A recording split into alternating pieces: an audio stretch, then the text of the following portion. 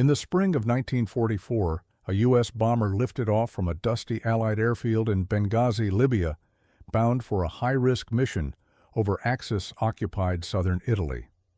The aircraft, a B-24 Liberator, nicknamed Skyfire, never returned. There was no distress signal, no crash report, no parachute scene, just silence. What began as a standard bombing run turned into one of the most baffling aviation disappearances of World War II. The bomber and its 9-man crew vanished without a trace. For decades there was nothing. No wreckage, no survivors, not even whispers.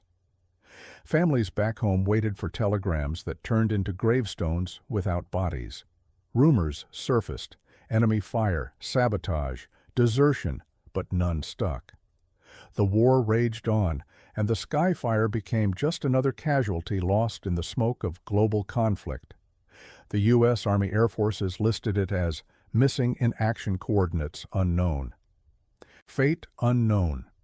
Somewhere, a plane carrying 20,000 pounds of bombs and 9 young men had disappeared into one of the harshest, least forgiving landscapes on Earth, the Sahara Desert. But the desert has a memory, and it never forgets. 44 years later, in 1988, a British oil exploration crew flying a routine survey over the Libyan interior caught sight of something strange, a gleam of metal poking through the dunes. What they found would change everything. A nearly intact B-24, half swallowed by sand, perfectly preserved by the dry desert air. Inside, uniforms still folded, guns still loaded, names still stenciled on duffel bags. The Skyfire had been hiding in plain sight, but the aircraft wasn't the end of the mystery. It was the beginning. Because what they found in the cockpit and what they didn't find in the surrounding desert would raise more questions than it answered. Why did no one report it? Why had the crew seemingly survived the crash, only to vanish again? And most chilling of all, why were there no human remains near the plane, but a single line etched into a dusty notepad near the co-pilot seat? Heading north, no water, pray for us. This was no simple crash. This was a story of endurance, desperation, and something else, something buried deeper than the fuselage, something only the desert knew. April 4th, 1944. The sun rises hot and fast over the Benghazi airstrip, turning sand into gold and steel into sweat.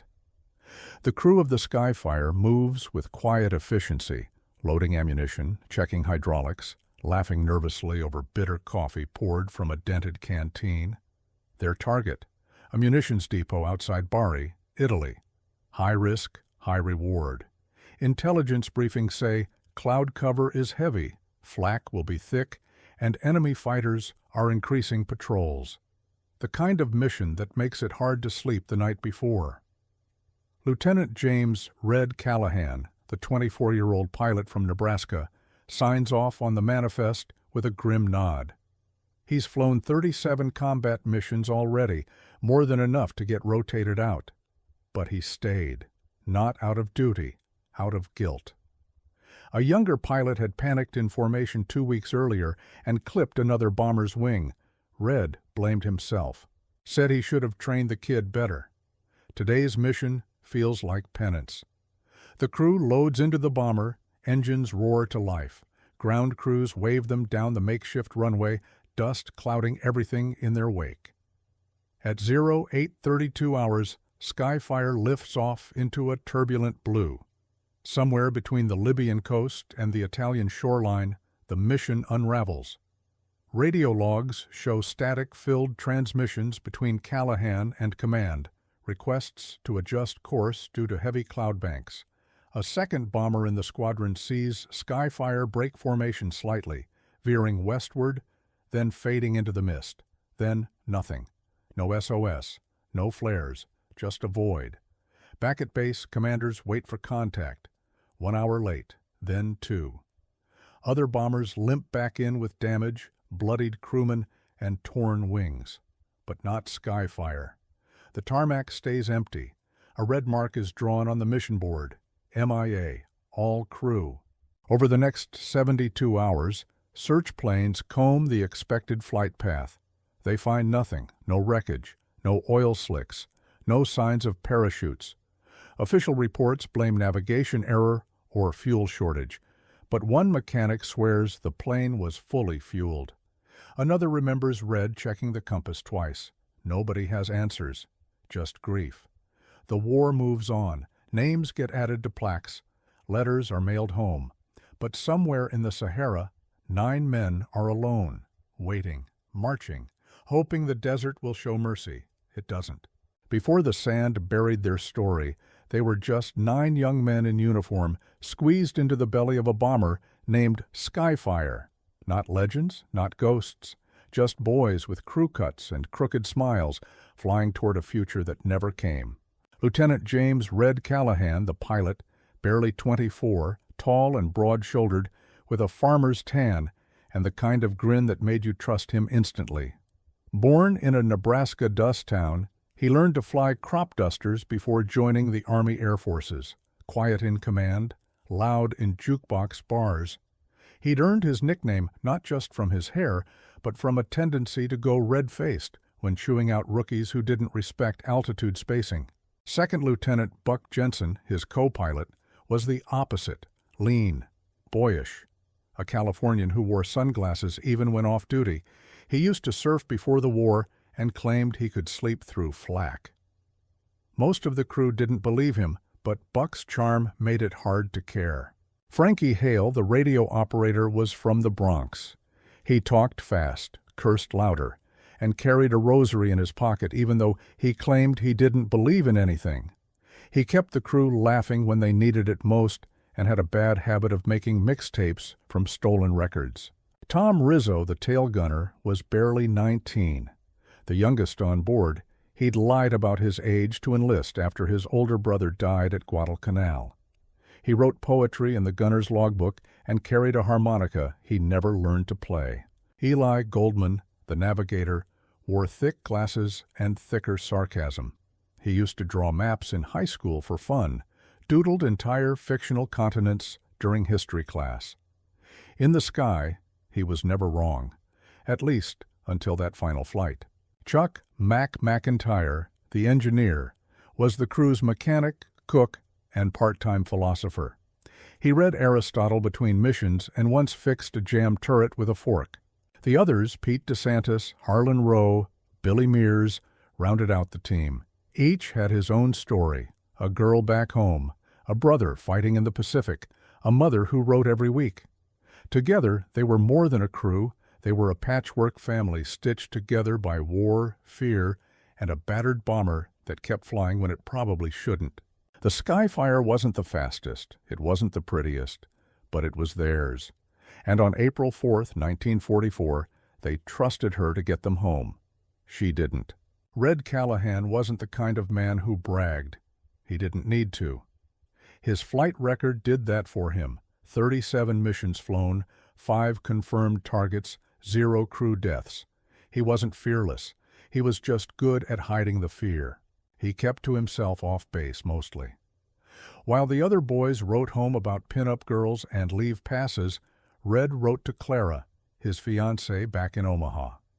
He kept her letters folded in the same order, tied together with a red ribbon inside his flight jacket.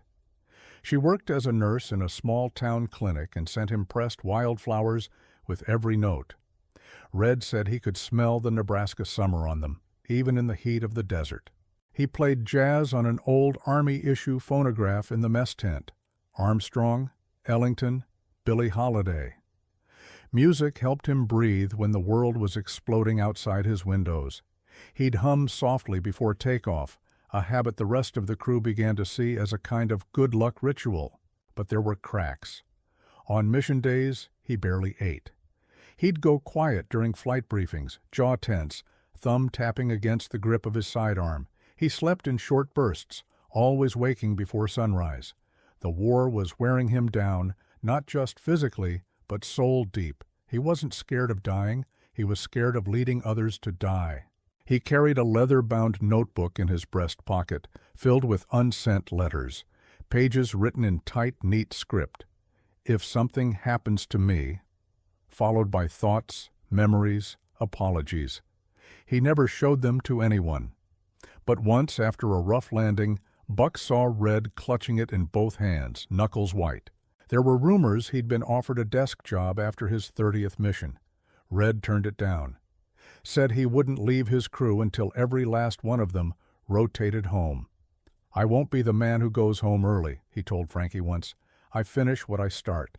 And on that last morning, April 4th, he took a longer look at the sky before boarding the Skyfire. No one knows what he was thinking. Maybe he had a feeling. Maybe he always did.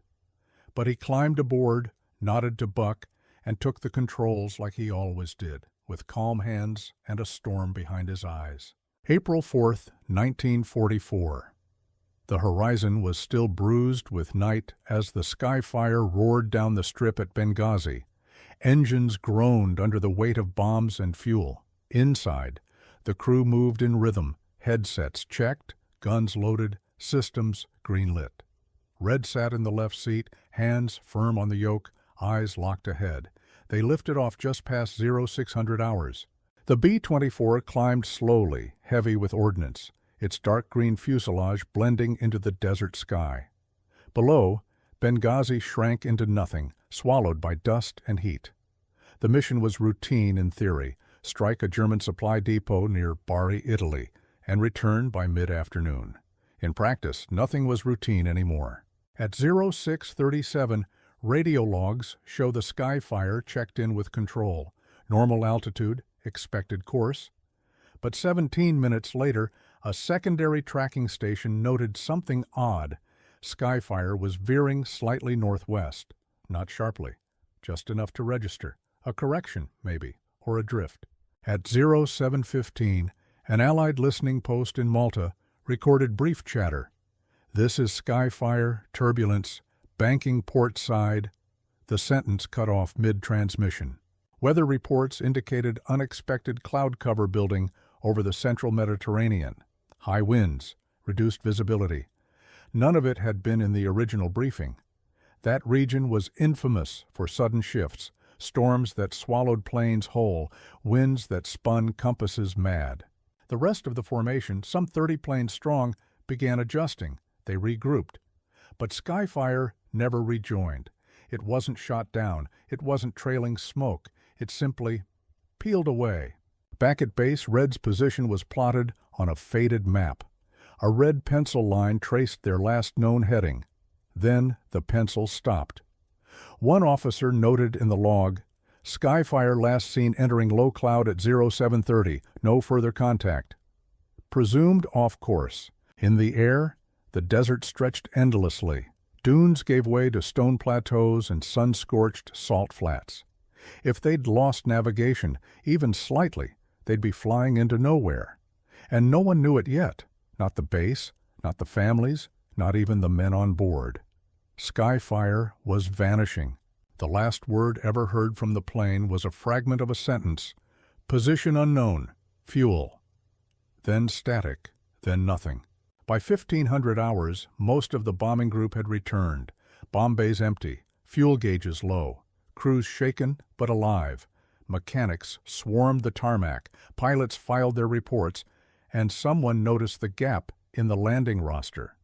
Skyfire was missing. At first, it wasn't cause for alarm. Planes came back late all the time. A blown tire, a reroute, a minor mechanical delay. But as the sun dipped low, the unease crept in. Command tried radio contact. Nothing. No replies. Other crews were questioned. One said they saw Skyfire trailing high to the west. Another swore it had banked toward open sea before disappearing into clouds. None of it lined up. At 1842 hours, a garbled SOS came through on a rarely used frequency. The signal was faint, almost unintelligible, words lost in static. Skyfire, malfunction, downwind, repeat, and then silence. Base Command launched a search operation at dawn. A squadron of P-38 scanned a 300-mile radius. They looked east, then north, then south. Nothing. Not a glint of metal, not a plume of smoke, not a parachute. Fuel calculations were reviewed. The Skyfire had enough for 6.5 hours in the air. If it flew off course, there was a window, maybe an hour, where they could have corrected, landed, or bailed. But no distress flares had been reported. No homing beacons were activated. It was as if the desert swallowed them whole. Reports were filed. Red's logbook was left open on his bunk.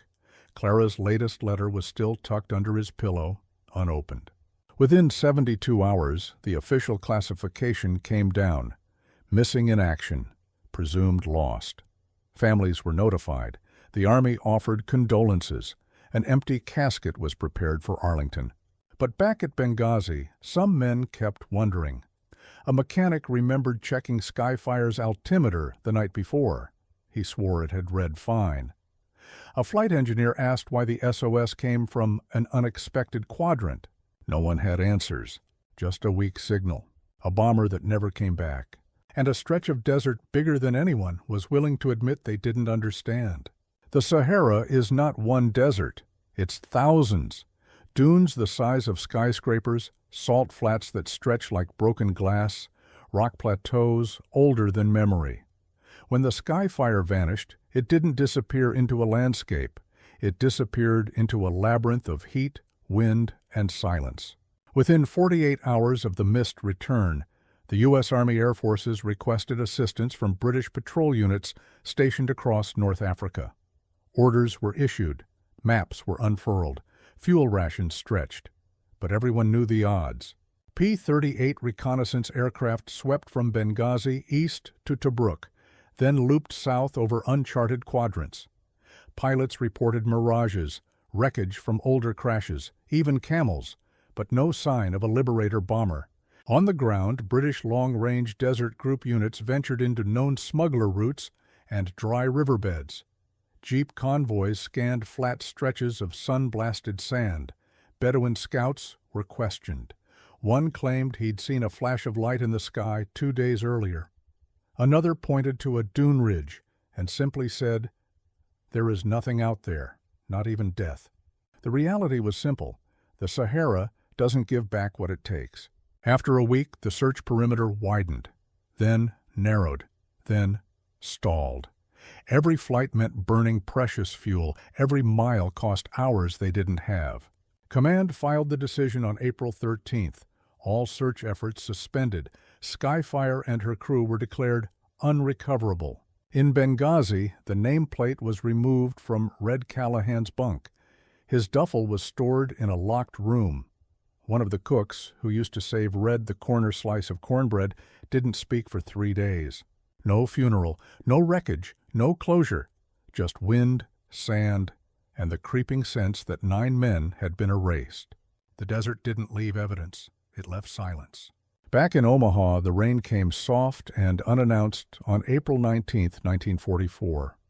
Clara Hartley answered the knock on her parents' front door and knew, before the officer said a word, that something was wrong. The telegram was short, blunt. "We regret to inform you that Lieutenant James Callahan is missing in action." She read it twice, then once more. It didn't feel real. He had promised. He'd written just 10 days earlier. "One more mission, and I'm done. I'll be home by summer. We'll get that house with the red door." She had already picked out her wedding dress. All across America, similar doors opened. In Kansas, Tom Rizzo's mother fainted on her porch when she saw the uniform. In Brooklyn, Frankie Hale's little sister tore the telegram in half before anyone else could read it.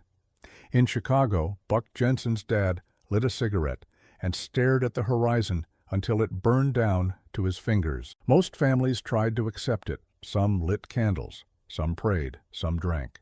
But Clara refused. She told her parents he wasn't gone, that the war had made mistakes before, that Red was smart, calm, strong, that he could survive anything. She kept writing letters every week, same as always, folded neatly, sent to the last known base. In one she wrote, "I baked your favorite, pecan pie. I almost ate it all, but I saved you a slice. It's in the freezer. You better come get it before I do." By summer, the pie was still there, untouched. The town paper ran a small photo of Red in uniform with the caption, Missing hero. Clara cut it out and tucked it into her wallet. She didn't cry at the memorial. She didn't wear black. He promised he'd come back, she told anyone who tried to comfort her. He's just lost, not gone. And somewhere, under a sky too wide for answers, a bomber named Skyfire lay buried beneath 1,000 miles of sand, waiting to be found. Time passed, wars ended, maps changed. The men of the Skyfire faded from headlines and into footnotes, but not in the desert. In the empty reaches south of Tobruk, where the dunes rise like frozen waves and the wind speaks in a voice older than language, stories began to circulate. Bedouin travelers spoke in low voices about a ghost plane, a machine of silver bones that shimmered in the distance, then vanished the closer you came. Some said it hummed at night, a low metallic moan that vibrated through the ground. Others swore they'd seen figures, tall, still silhouettes, standing in the sand beside a shattered wing. An old guide named Hamid told his sons of a cursed place where metal birds fell and were swallowed by the earth. He claimed he'd once followed camel tracks to a half-buried tail fin, only for a sudden sandstorm to erase it before his eyes. Locals marked the area on old tribal maps with circles and symbols. Not warnings, not landmarks, just silence. Foreigners laughed it off. Explorers, oilmen, and mapmakers dismissed the tales as mirage-induced nonsense. The Sahara had a habit of playing tricks. Light refracted off quartz beds. Heat shimmered above dry lake beds. Ghosts, they said, were just heat and wind. But the legends persisted. Sometimes Tuareg caravans reported strange reflections to the north, like glass catching the sun. One geologist noted an odd magnetic interference while surveying the region in 1951, though the reading was never officially logged. And in the quiet hours between dusk and dawn, truck drivers hauling supplies across desert roads spoke of radios crackling without signal, voices whispering in languages no one could place. They called it the Skyfire. Not a name, a warning, a reminder that some things lost in the desert don't stay buried forever.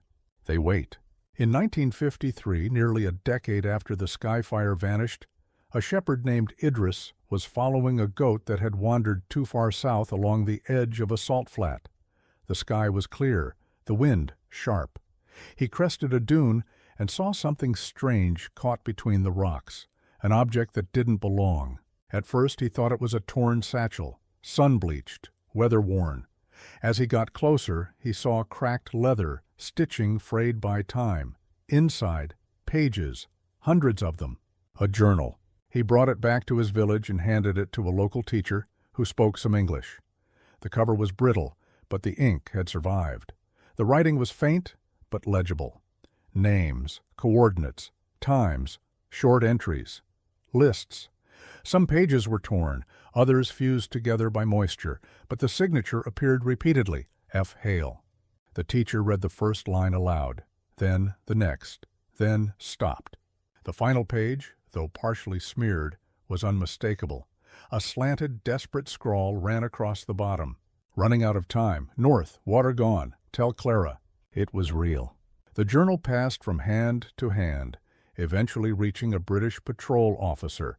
He filed a report, copied the contents, and submitted it to the Colonial Command in Tripoli. The original question mark lost.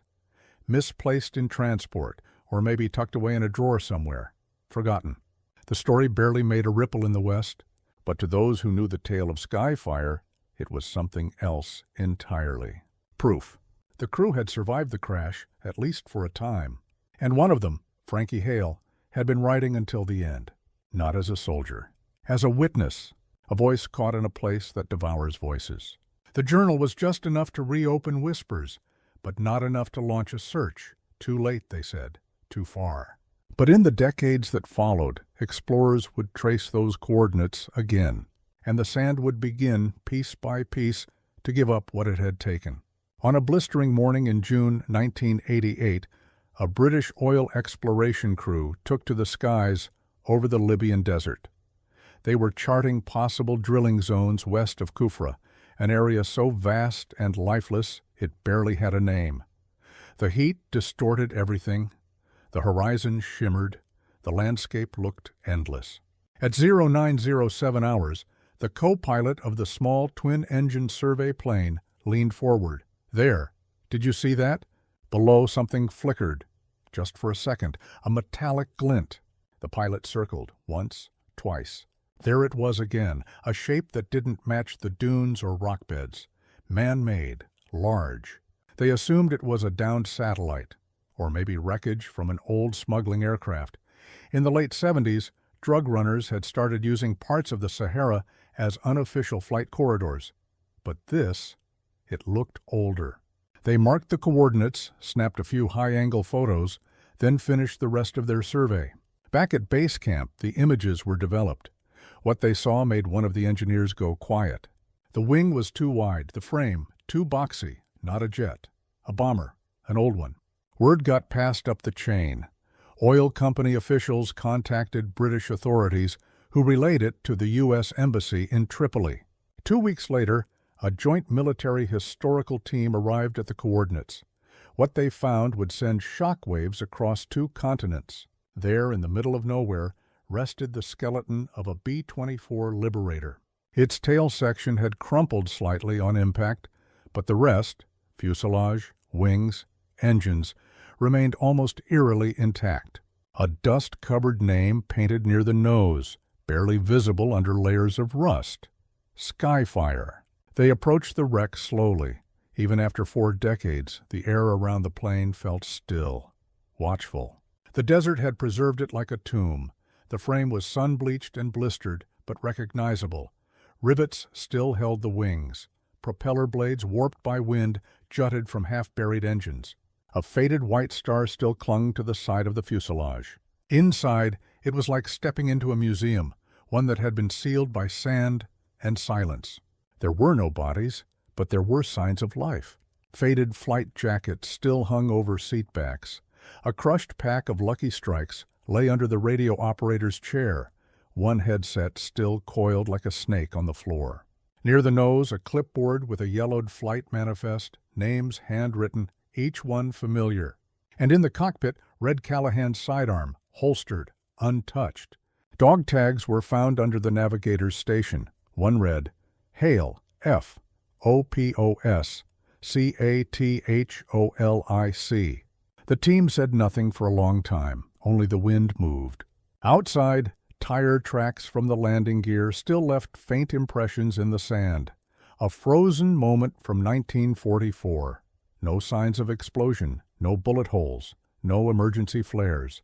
Whoever had crashed the Skyfire had done so with control, maybe even hope. They had landed, not fallen.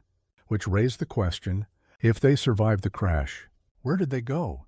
The nearest settlement was over 400 miles away. No road, no water, no chance. But as investigators spread out, they found the first clue. Footprints, or what was left of them. Faint, worn, leading north. Just a few hundred yards from the plane, buried under a pile of sand, was a broken compass and a canteen, dry as bone. The men of Skyfire had lived, at least long enough to walk. And the desert, slow as ever, had just begun to tell their story. News traveled slowly, first through oil company channels, then across embassies, then finally through military corridors lined with cold silence and old files. When the photos were confirmed, the Pentagon reopened a case that had been closed for 44 years. Case file, Skyfire. Aircraft, B-24D Liberator. Status, missing in action. Date, April 4th, 1944. Crew, 9. Within weeks, a U.S. forensic team was deployed from Ramstein Air Base in Germany, escorted by Libyan officials and British military liaisons. They arrived under the blistering sun with tools, tents, and an unspoken understanding. This wasn't a recovery. This was a reckoning. The aircraft was examined section by section. Serial plates were photographed. On the interior bulkhead, one crucial number still clung to life under layers of oxidized metal, 41-24382. The serial matched. Skyfire had been found.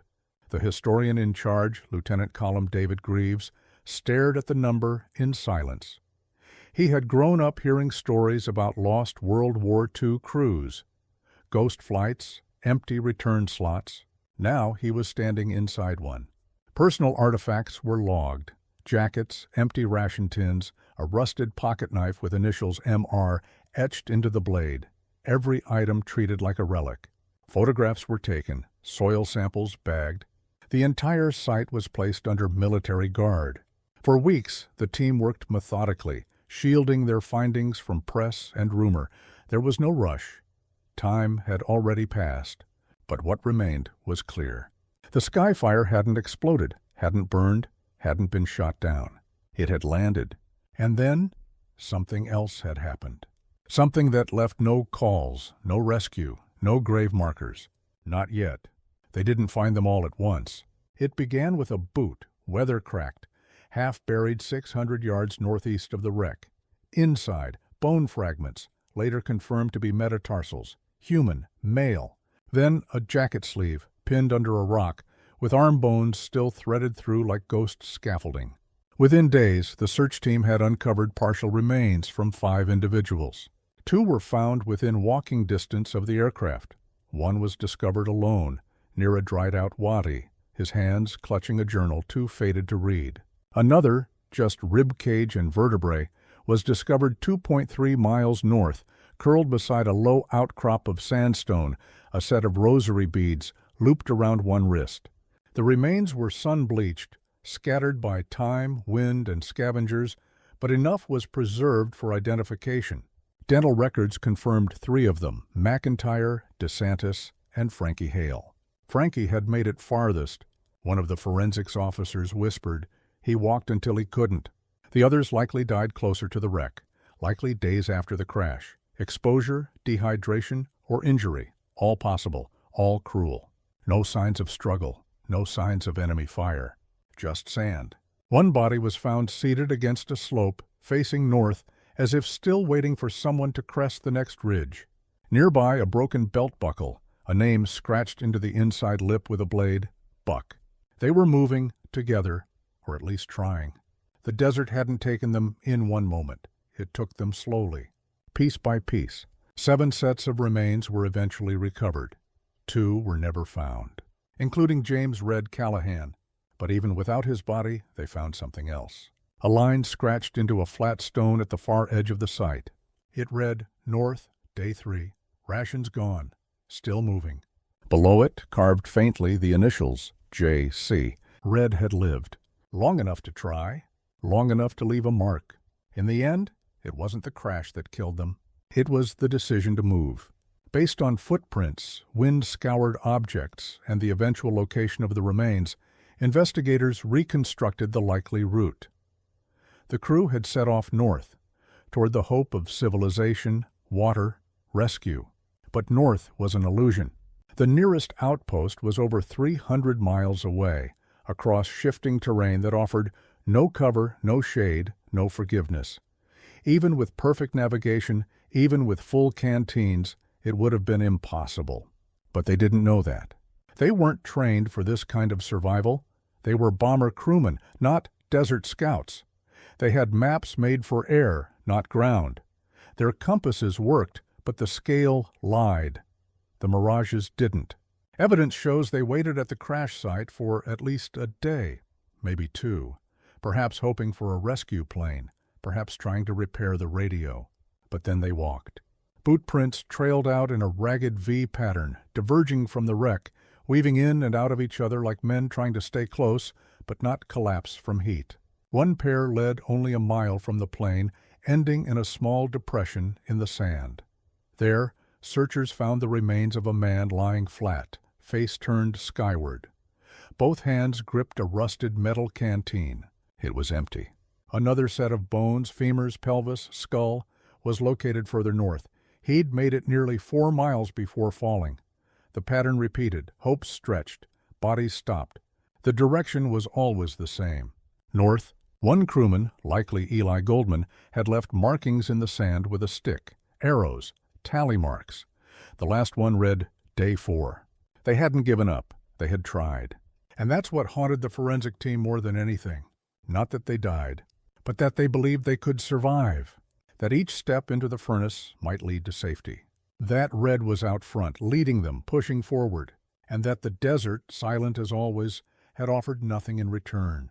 When they pried open the tail section of the Skyfire, most of it was crushed and warped beyond recognition, but buried under a collapsed metal panel near the rear gunner's station, they found a canvas satchel, stiff with heat and time.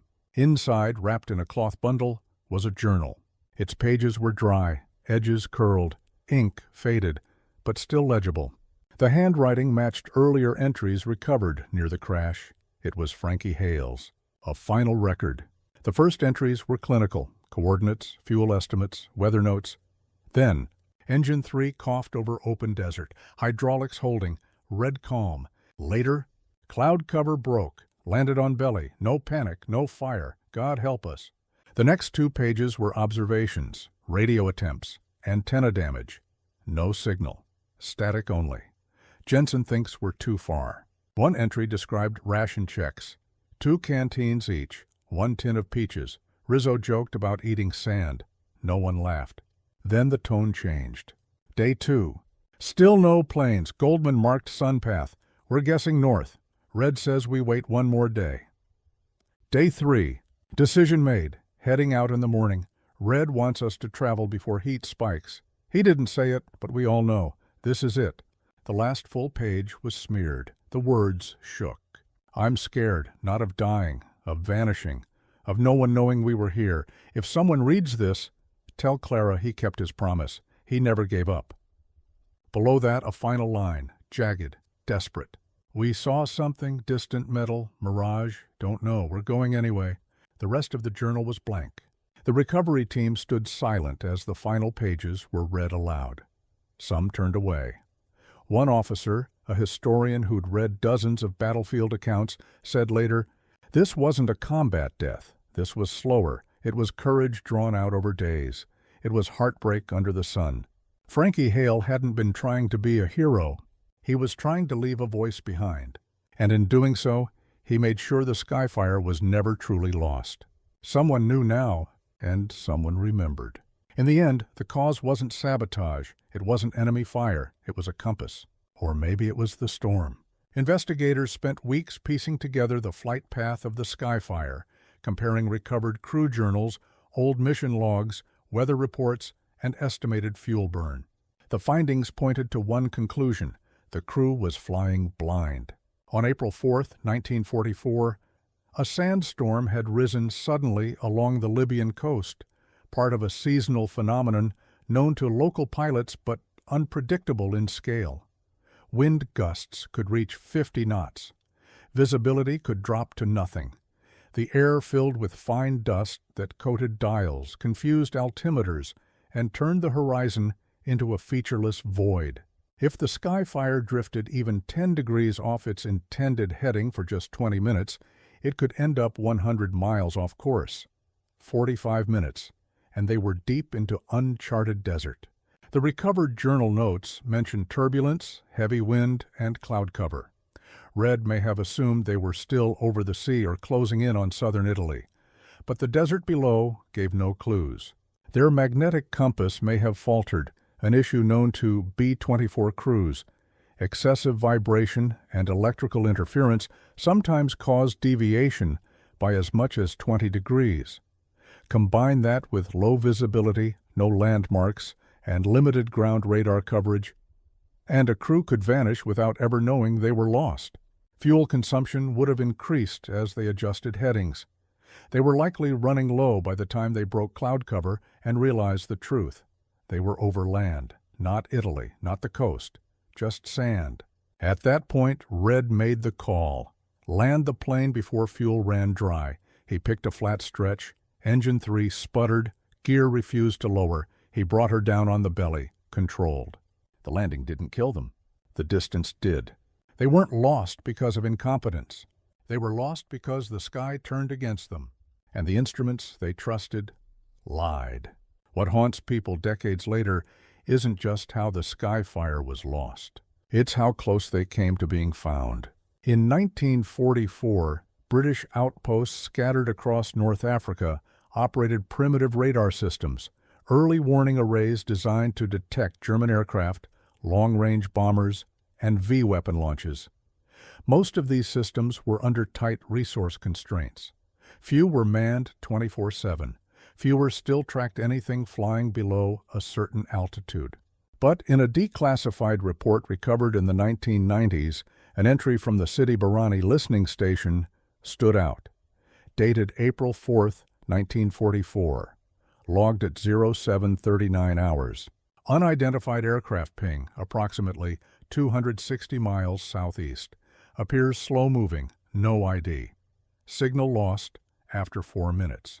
It was flagged, not followed up. Why? Theories vary. One suggests the operator assumed it was a German recon plane, a common threat at the time. Others point to simple wartime overload. The British command was juggling multiple theaters. One blip in the desert didn't trigger alarms. Then there's the theory of human error. The operator was a 19-year-old volunteer. He may have logged the sighting and handed it off to a superior who never escalated it. Paperwork vanished. Priorities shifted. Some believe the outpost may have picked up skyfire in its final minutes of flight, just as they dipped below radar range and began their descent. No search planes were scrambled. No message was sent to U.S. command. One of the American officers later said, "They weren't abandoned, they were just unseen." And in war, being unseen can be worse than being dead, because it means no one is looking, no one is coming, and no one knows you're gone until it's far too late. In 2012, nearly 70 years after the skyfire disappeared, a man in a flight suit stepped off a plane in Libya, holding a photograph that had been folded and unfolded too many times. His name was Captain Daniel Callahan, U.S. Air Force third-generation pilot and great-nephew of James "Red" Callahan. He grew up hearing the story like a bedtime myth. Uncle Red flew off into a sandstorm and never came back. When the wreck was discovered in 1988, Daniel was still in school. He clipped the article and kept it in a shoebox under his bed. Now he was standing where Red had once stood, Benghazi Airfield, or what was left of it. Most of the old base had crumbled. Hangars rusted, runways cracked under sun and time. But the ghosts still lingered. With permission from Libyan officials and under escort, Daniel made the journey to the Skyfire's final resting place. The coordinates hadn't changed. The dunes had. It took them a day to reach the wreck by 4x4. From a distance, the plane looked like a mirage again, just as it had to the oil crew in '88. But as Daniel stepped closer, he felt something else. Weight. The cockpit still held the outline of a crew long gone. Wind whistled through shattered glass. Sand had crept in through every seam, pooling in footwells and gear slots. The yoke was still there. So was the cracked instrument panel.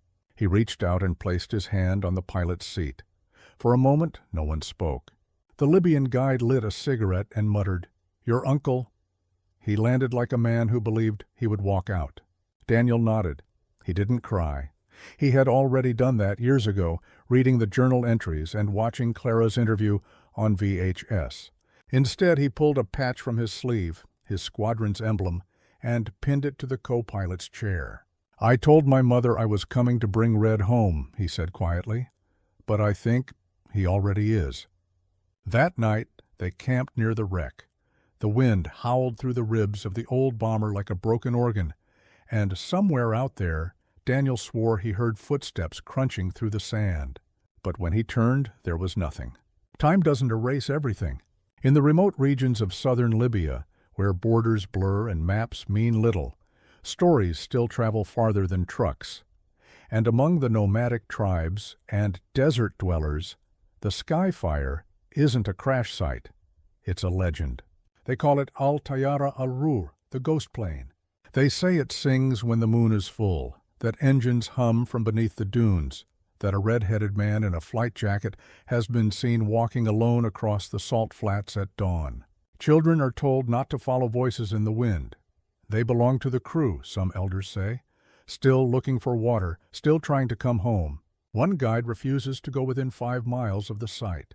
He claims his cousin camped there once and woke up with boot prints circling his tent. Others swear the plane moves slightly with the shifting sands, not because of erosion, but because it's restless. In 1997, a French photographer visited the wreck. She reported strange interference on her equipment.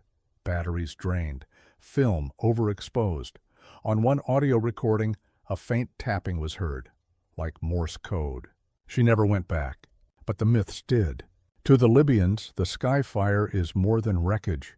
It's a monument of warning and wonder, a place where time stopped, a scar in the earth that refuses to heal.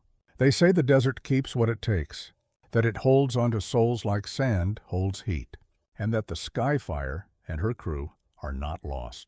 Just waiting. For what? No one can say. But every so often, when the wind cuts hard and the light bends just right, someone sees them. Figures in the distance, marching north, still moving, still hoping. They told her not to wait. When the telegram arrived in the spring of 1944, Clara Bishop was 23. She read it twice before she let it fall to the floor. The wording was clinical, missing in action, not dead, not found, just missing. She clung to that word. Her mother told her to move on. Her sister suggested writing to one of the other boys from town, but Clara didn't. She wrote one last letter instead, addressed it to Lieutenant James Callahan somewhere in the desert, and tucked it into her bedside drawer, and she waited. She wore the engagement ring he gave her on a chain around her neck. It was small, modest. He'd saved up for it in Tunisia after pawning a fountain pen. She wore it every day until her death. Clara never remarried. She taught music at a public school in Maine, lived in a small white house with a lilac bush in the yard. In the summer, she volunteered at the local Red Cross. Every year, on April 4th, she placed a flower on the church steps. No one needed to ask why. In 1989, when news of the crash site hit the papers, Clara was 70. She didn't give interviews, didn't go on camera. But one neighbor recalls seeing her on the porch that night holding a photo. "I knew," she said. "He didn't run. He landed that plane the best he could." When she passed away a few years later, the photo was still under her pillow, black and white, faded, red in uniform, grinning awkwardly in front of a B-24, his hair curled at the edges. The back read, "Come home to me. See?" The photo was placed in her casket, and in a museum case in Dayton, Ohio, next to a fragment of Skyfire's fuselage, there's a copy. A caption reads, "Clara Bishop, 1921 to 1993. She waited, because some love stories don't end. They just echo." The mess hall was loud that night. April 3rd, 1944. The air at Benghazi base smelled of diesel, sweat, and stew. The Skyfire crew sat at their usual table, 7 chipped trays between them, filled with overcooked potatoes and canned peaches. Rizzo was cracking jokes about the new mechanic. Swears he can fix an engine by listening to it sing. Guy's tone deaf. Frankie leaned back, playing chords on a Matchbox guitar someone had left behind. He hummed a Sinatra tune, off-key but heartfelt.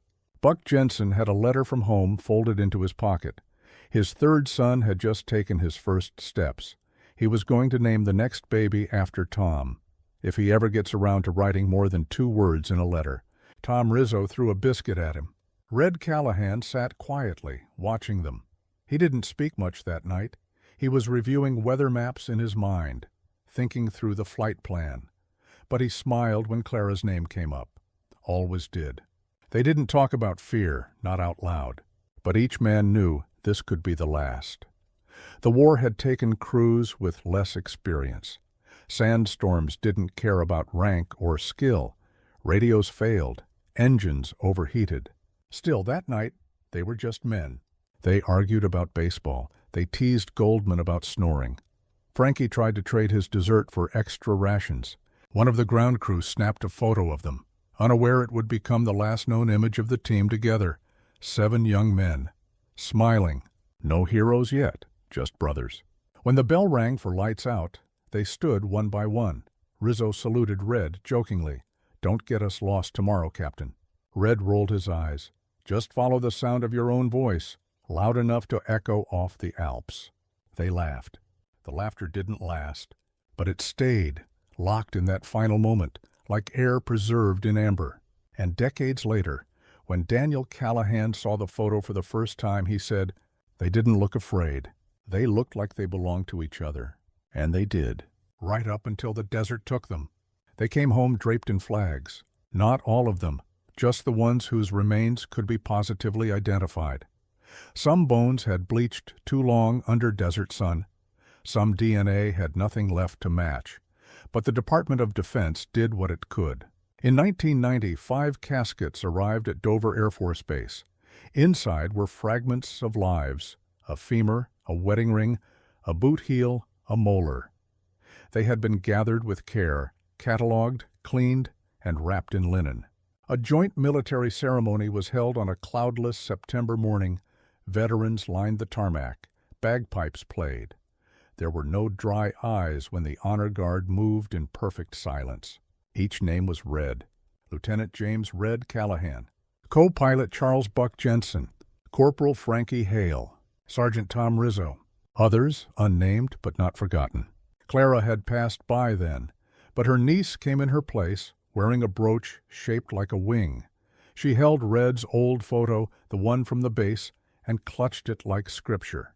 One by one the families stepped forward. Some laid flowers. Others placed notes. One boy left a baseball card. "This was my grandpa's favorite player," he said. Taps echoed across the field, slow, aching, final. And for the first time in decades, the crew of the Skyfire was no longer lost. They were home. Not all in the same soil, not all in one place, but home nonetheless.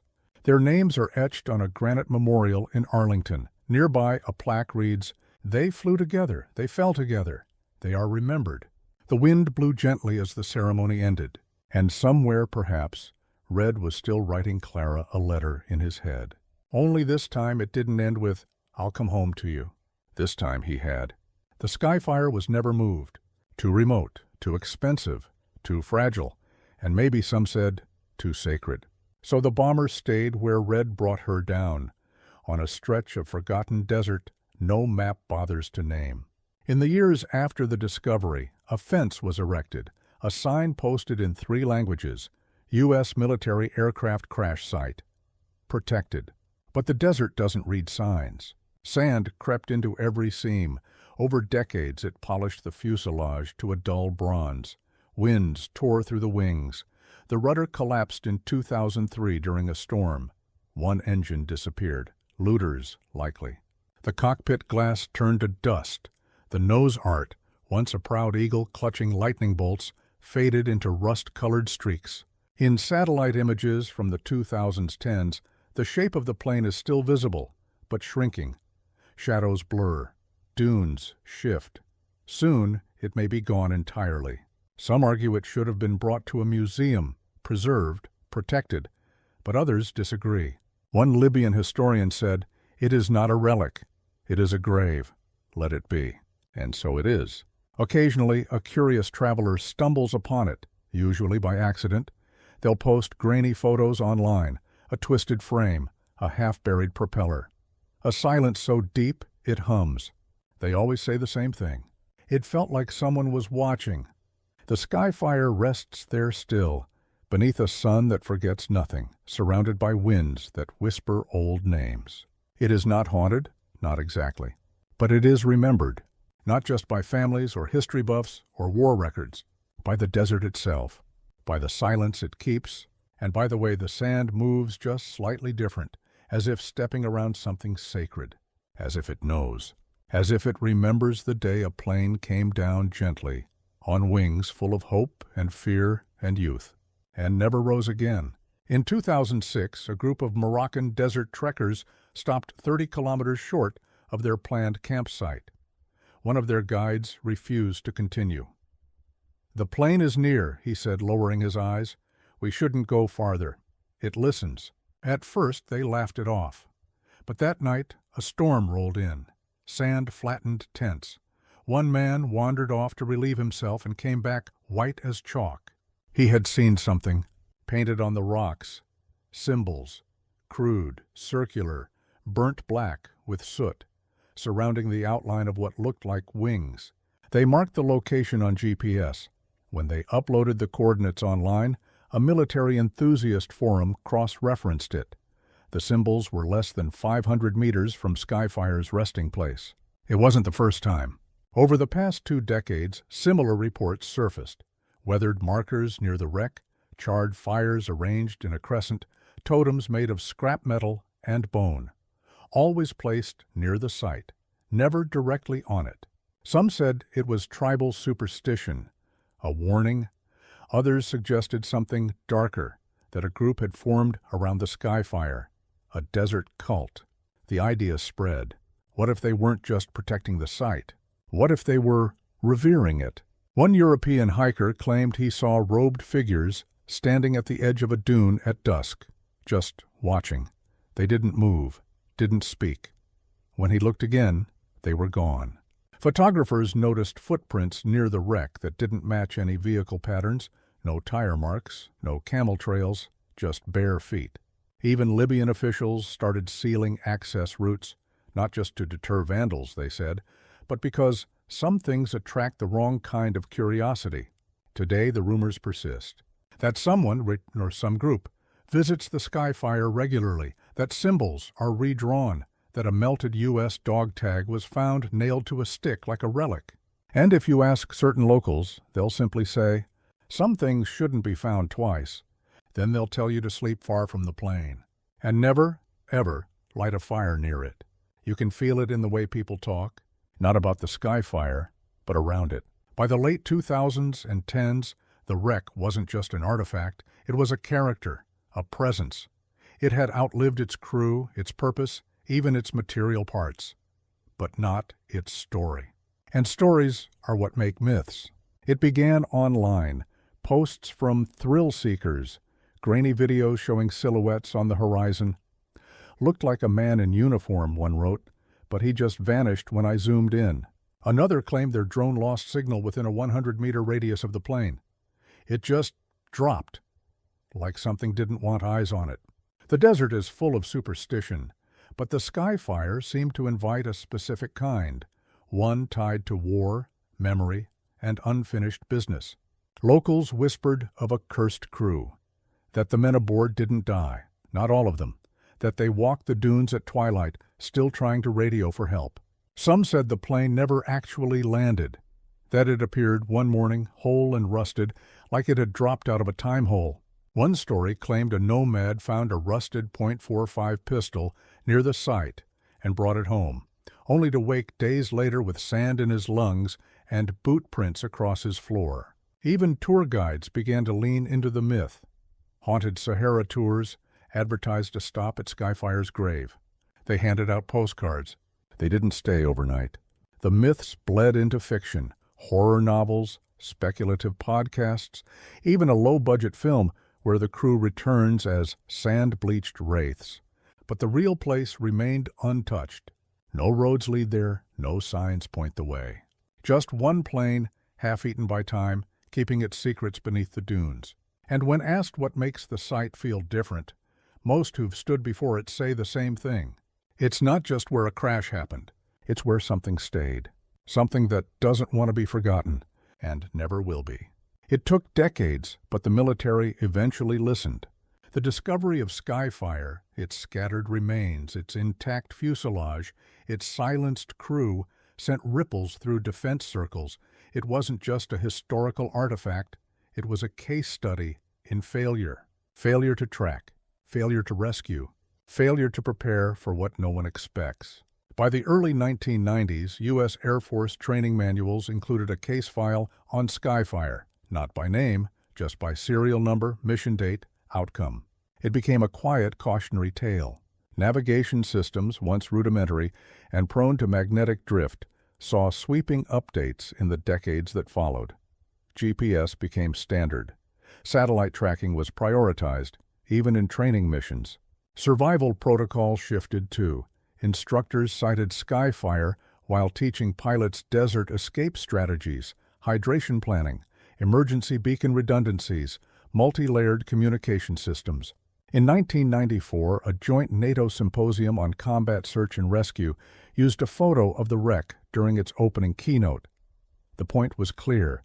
We don't leave people behind, not anymore. And yet, even in learning from it, there was guilt. Not just for the mistakes of 1944, but for how long it took to even notice. Historians began asking hard questions. Why were early rescue attempts so limited? Why weren't crash signals followed up on? What could have changed if someone had looked just a little harder? There were no easy answers, just bureaucracy, war, the cost of stretched resources, and men like Red Callahan who paid that cost. Today, in an Air Force training facility in Nevada, there's a wall lined with photos of lost aircraft.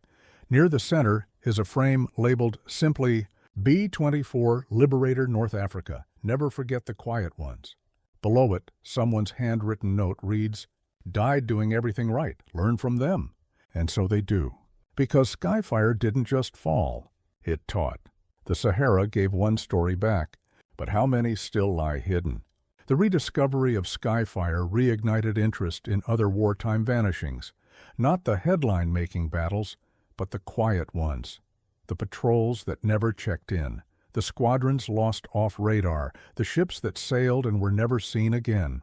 In jungles, deserts, and oceans, ghosts of war remain buried, some beneath centuries of foliage, others under layers of coral or drifting dunes. After 1990, the Department of Defense launched a renewed initiative, Accounting for the Missing. They dug through war diaries, telegrams, coded logs, cross-referenced family archives with mission maps. Skyfire became a benchmark, proof that even after 50 years, the truth could surface, if someone cared enough to look. In Papua New Guinea, villagers unearthed a downed fighter. In the Philippines, divers found the ribs of a sunken submarine. A Japanese bomber was pulled from a mangrove swamp in Burma.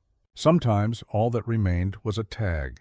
Sometimes nothing but a name etched into a rusted plate. But each find mattered. For families still waiting. For history still unwritten. For dignity owed.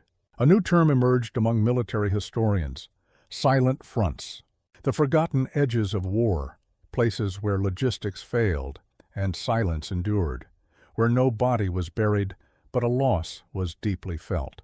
Documentarians began telling those stories, not of generals or victories, but of privates, medics, gunners, and crewmen like Rizzo, Hale, and Jensen. Men who didn't get statues, but who mattered.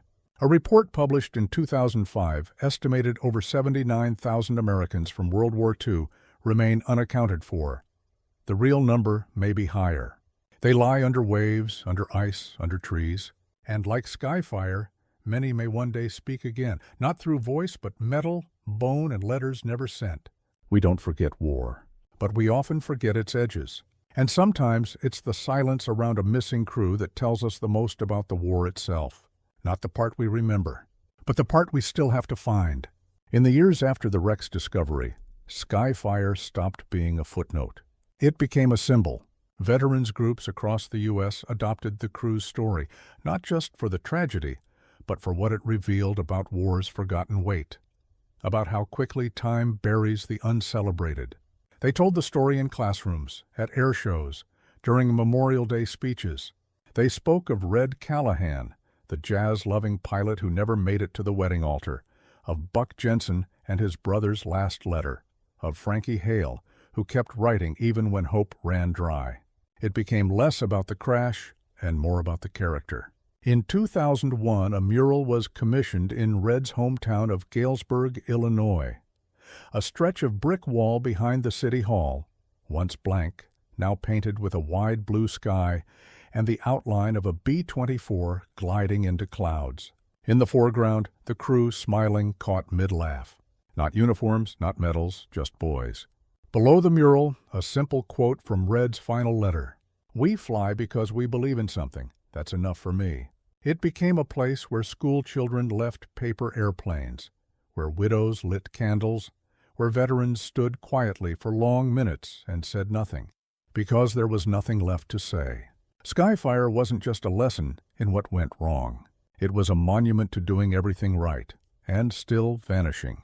A warning about systems, a tribute to spirit, a reminder that memory is sometimes the only rescue we get. And every so often, someone will mention the story in passing. Did you ever hear about the bomber they found in the desert? And a new voice will ask, what happened to them? And so it continues, a story not of ghosts, but of men, and of a plane still flying, not on fuel, but on the wind of those who remember. If you listen closely, there's a rhythm to the sand. Not quite a voice, but something older, a shape behind silence, a message buried but not erased. Skyfire never made it back. Its wheels never touched home soil. Its crew never marched in parades or opened barbershops or built families. But their story didn't end in the crash. It ended with the way they fought to live. Red, still scribbling notes to Clara even as his hands shook. Frankie, fixing a radio with no parts and a prayer.